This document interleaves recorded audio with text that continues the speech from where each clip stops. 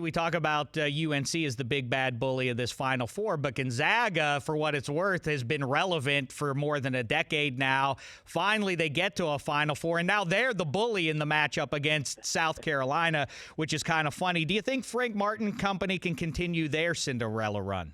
They're going to need a healthy Sindarius Thornwell, and that's the big question. Yesterday at practice, and then for the media availability, no Sindarius Thornwell. He's their leading scorer. He is their All-American. He's one of their best defensive players. He was back at the hotel sick. A big story that's developing here in Phoenix. How healthy is he going to be by Saturday night? No word as to what the illness is or how long he has been battling this. He was obviously healthy last weekend when South Carolina won their way to the Final Four.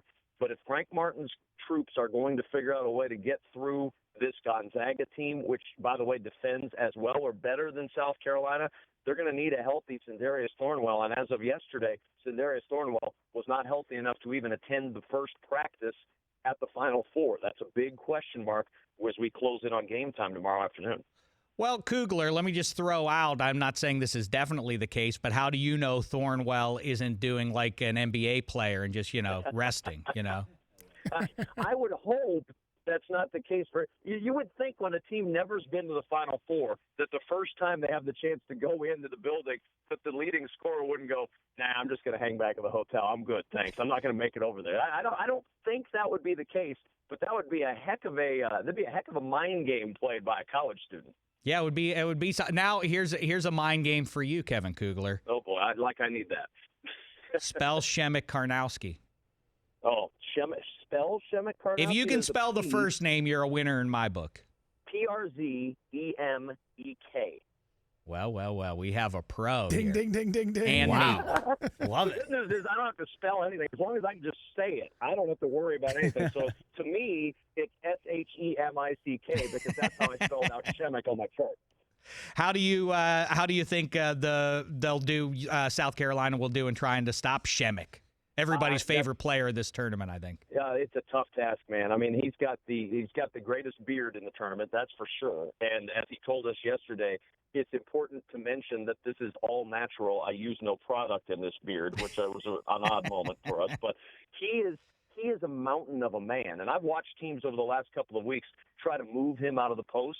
And it's like trying to push down a pillar inside of a parking garage that's holding up the structure. You're not going to push that thing down. He doesn't move inside, and he's got some nimble hands, and he's the best passing big man that college basketball has this year because he sees a lot of double teams. He's got over 70 assists on the season, throwing out of those double teams, trying to find guys on the perimeter.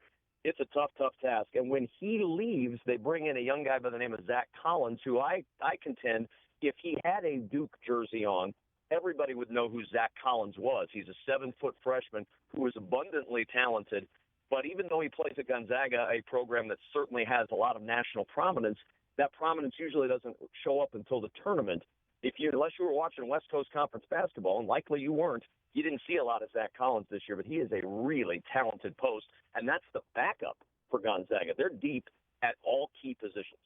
And you know what? The other thing you could say about Przemek is if we didn't already have a poll question for today, he could be a good start to what prominent athlete looks the least like a prominent athlete in the sports world today. I'm telling you could put a flannel shirt on him and an axe in his hand, and he could play the guy on the Bounty paper towel roll just as easy as he could play a post in college basketball. And if we're expanding, when they do the chopping the wood disciplines. What's that? How they do that? The decathlon. Great outdoor games. Yeah. The great outdoor games. That's a sport, kinda. So, right. You're right about it. Hey, Kevin Kugler, Westwood One. Have a great time tomorrow calling both games there. I'm sure you will with Thompson and Raftery. You're off to a good start already. Thanks for the time, man. I appreciate it.